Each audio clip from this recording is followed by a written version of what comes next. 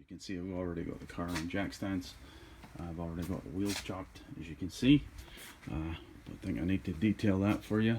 I'm going to remove the shroud on the cowl here in order to get access to the top of the struts, and of course remove the wipers and the plastic. We've got a trim, pretty straightforward there. So again, going to be doing the lower control arms, both the inner and outer tie rods, and the struts. The whole front end is pretty much knacked, so yeah, I've detailed that. That drawing's a bit busy. Lower control arms, as you can see here, it details do not reuse the fasteners. So I've got the bolts here. There are two different lengths, guys. I'm doing both sides, of course. There's the bolts, and I'm actually going to replace the lock washer and the pinch bolt on the ball joint as well. That's, you don't need to replace those, but the car's 16 years old, heading towards 17 years old. Everything is really corroded, so I didn't want to piss around. So the manual tells you to replace some of this stuff at your discretion. I have certainly reused some stuff in the past, but in this case I'm trying to, as I said, make things expedient. I don't want any grief with the fasteners. Inner and outer tie rods, what's involved with that, we'll get involved with that. I've got both parts, of course, and yeah, so we'll look at that. Never done those before. I've done the control arms before, but I've never done the inner tie rods before, so that's something new for me. And again, the struts, I've replaced the struts in my own car. This being my boy's car, they're the original struts, absolutely knacked. So we'll get into that, right? What's involved with that. One of my buddies is actually going to be joining me today. So some of the aftermarket parts I bought, the boot and bump stop for the strut, Sachs part number. You can buy whatever manufacturer, whatever aftermarket parts you're interested in. These are mostly Delphi parts, guys. Outer tie rod end, of course. Tie rod end. Inner tie rod. Appear to be both the same left and right. I don't think I mentioned I'm going to do the vertical links as well, as you can imagine. The little dog bone here. What do they call it? On the manual they actually call it stabilizer joint. Guess this is Suzuki terminology. Right, that's it for there. And of course the struts. Part numbers KBY. I've used these in the past. Left and right, of course. I'll try and clarify which one is which. And again, Delphi part numbers for the control arms. Before you start in, get yourself a power tool of choice, right? Get yourself a wire wheel and clean all the corrosion from the threads and all the nuts and bolts that we're going to be dealing with, right? Give yourself half a chance in order to actually get this stuff apart, because after 16 or 17 years, you know, this stuff's going to be reluctant on a good day. Okay, so my pal Al is here. Say hello, Al. We're going to start with the lower control arm, then we'll go to the steering, the inner and outer tie rod on the left hand side. Turns out the right hand side is okay, so I'm going to live with the inner tie rod on that. I'm not looking to make work for myself. So to remove the lower control arm, it's 2 bolts.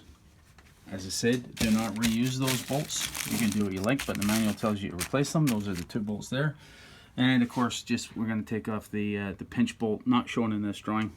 Let me show you here. Not shown in this drawing is the pinch bolt for the ball joint. So just 3 points were anchors, and simple enough to remove. Everything's been cleaned and penetrated in oil ahead of time. It's the longer of the 2 bolts. They're 2 different size bolts, 2 different lengths. The longer bolt on the front side of the control arm, and the pinch bolt from the back side right here on the control arm. Let me see. Sorry, got you too tight. Right there. Okay. Okay. How about it, Al? Okay, I'll start at the front there. As you can imagine, these bolts are pretty tight, right? Between the torque on them and the corrosion. Pretty large size bolt. Use a breaker bar to break them loose, and then you can maybe use your impact. My impact's a wee bit feeble. If yours are good enough to break them loose, go for it. Don't try and run them out in one go. You'll bang the bolt and then you'll be buggerized. Okay, so just run it back and forth, Alan. Take it out.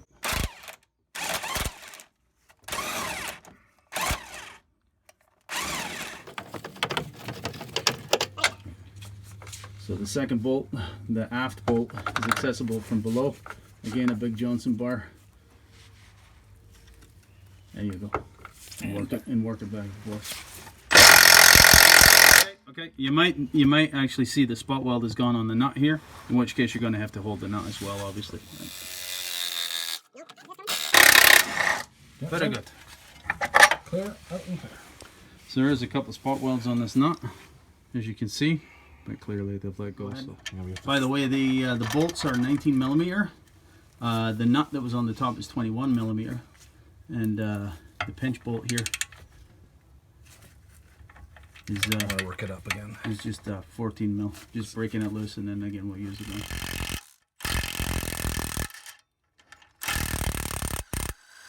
Yeah, just the bar under the structure. Make sure you're not crushing anything, obviously critical under the structure. And yeah, just lean right on the end of the bar, Al. You might get lucky. It's not, not yet. No? Hammer Okay, time. give it a pound. Whoop, whoop. There you go. Got her. Okay, so with you can see the ball joint is removed from the pinch bolt. Clearly it's removed from the steering knuckle there. And the two bolts are removed. So just try and pull it out. There you go. Remove the front end first. It'll swing out. Piece of piss. Oh, that was nice. Anyway, take my word for it. It's done. Just clean it out and then hit it with some anti-corrosive. So just put the control arm back in. Put the rear point back in first. Hard for me to get. And then just try and swing it up in place. It's about your wrestling match, but you'll manage. Okay.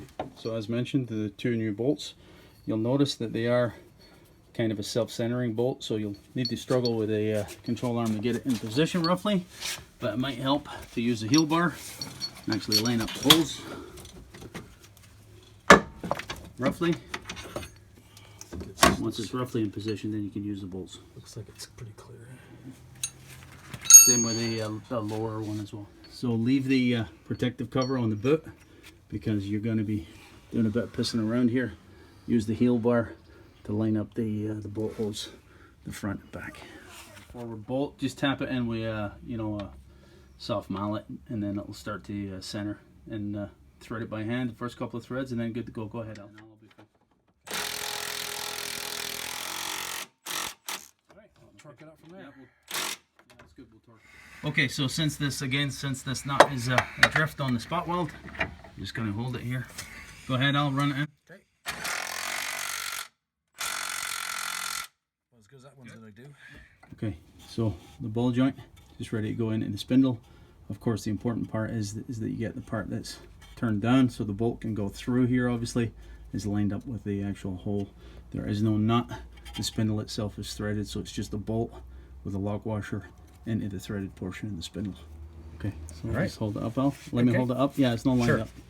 Go ahead. Okay. Yeah.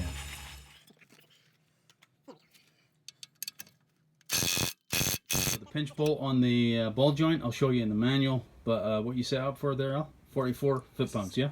34? 44. 44. Yeah. Go ahead. Torque it up.